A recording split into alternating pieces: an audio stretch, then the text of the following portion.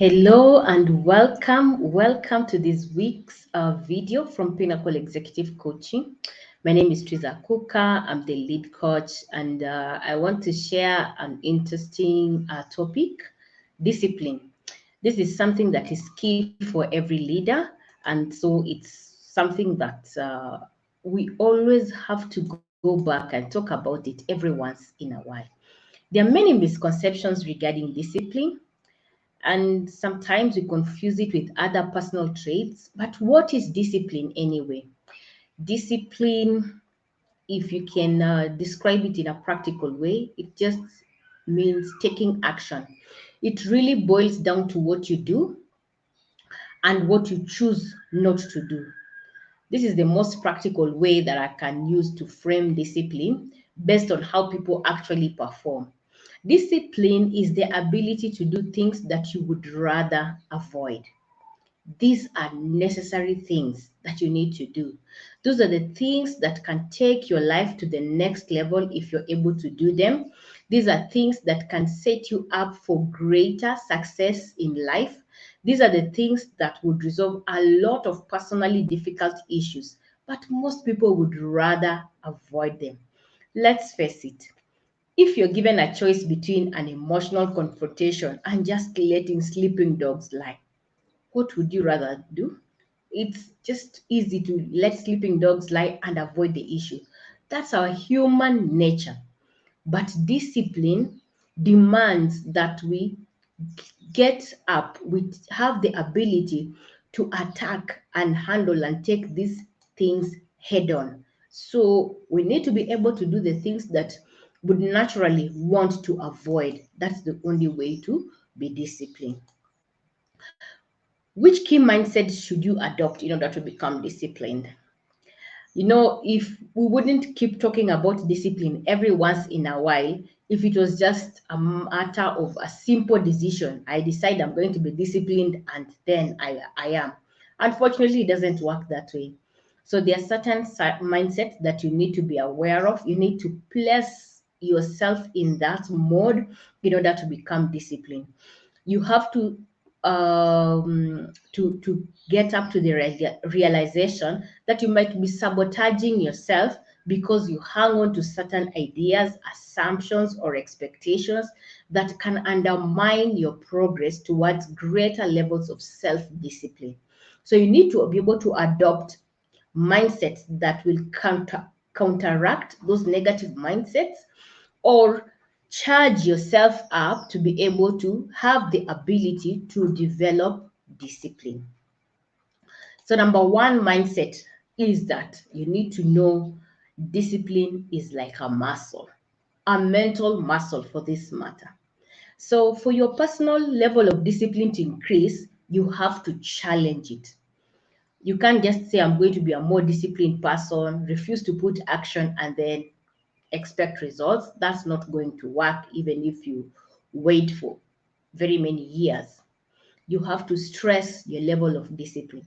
For example, if you have a hard time showing up on work, to your work on time, you can't just slide back and say, well, it's not going to happen. You have to wake up, exercise your mental muscles, and tell yourself, I will be on time. I'll get up early. I'll be on time. Once you're able to get on time, the next day try to be 5 minutes earlier. The next day try to be 10 minutes earlier, 15 minutes earlier. Then you're well settled, always not frazzled. And that way you'll be able to actually become disciplined. The worst thing that you can do is to fail to challenge whatever discipline that you already have.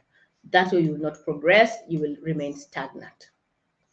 The second thing is to be aware that the more you run away from difficult things, the weaker your discipline becomes. If you make it a habit to continuously give in to quitting, you become weak. You have to understand that in this life, you're going to be facing different challenges. If your number one instinct is to turn around and quit, you're going to become a weaker person. Eventually, don't be surprised if it doesn't take too much for you to quit. And this is the main reason why you have to turn things around. In other words, you have to put yourself in a place where it would have to take something very hard, extremely harsh, for you to take a step back. You should not give up, at any point. Yesterday, I was reading something someone had quoted. I don't know if it is the truth or not, but it made a very perfect sense.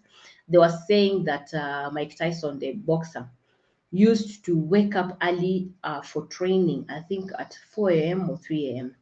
And one journalist was asking him, why you're a champion? Why do you wake up early? He said, I need to wake up early to prepare myself because I need to be at this level. If I hear my competitor is waking up at 3, I'll wake up at 2 a.m.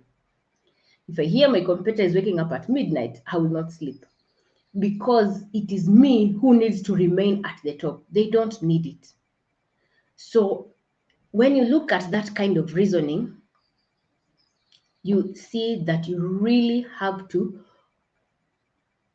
make time for those difficult things and keep at it until you build up such a level of resolve that it will take something very extreme to push you away from being a winner, from being on top of what you need to be doing. So once you start it, it's difficult, but once you continue, you find it becomes easier and easier. The good news is that it's just the converse. The more you do things, the better you get at them. So a simple repetition gives you all sorts of opportunities to do a better job. And this applies across the board. The more times you do something, the less intimidated you become, and you will be able to build your competence levels. And that sounds very encouraging because when you are able to do better, you actually get confidence. So competence produces confidence, and this is the reason why we need to break through and get to a level where we are doing something with ease. Okay. There was a research that was done in the 1990s, and it showed that children become very competent in something or anything. When they become competent in something, they become confident. When they are confident, they experiment more, they try harder, and they increase their levels of competence. So it becomes a cycle. So competence will definitely produce confidence. And when you have confidence, you are able to break barriers and it boosts your self-esteem. So self-esteem actually flows from confidence. So you have to understand how it works and adopt this mindset. Once you do that, you will build momentum. Once you reach a place where now you have self-esteem, you have built confidence, you're an expert, you gain momentum. It will become very hard for you to stop because it becomes a lifestyle. You're able to do the right thing at the right time in the right way and get exactly the results that you are looking for. So this is something that I want to encourage you to build up. When you're thinking of that thing that you want to quit, remember that the more you do that difficult thing, the better you become at it. The better you become, the more confident you become. The more confident you become, the more successful you become as a leader. So this week, think about the things that as a leader you have been procrastinating on or you've been thinking are difficult for your team to achieve. How can you begin to build them? How can you begin to fire yourself to be able to do them? Well, that is food for thought. I'm glad you're here and I'm glad that you watched this video to this end. Please remember to like it, give it a like, comment. I appreciate all your comments. And then share it out. Let someone else be able to do.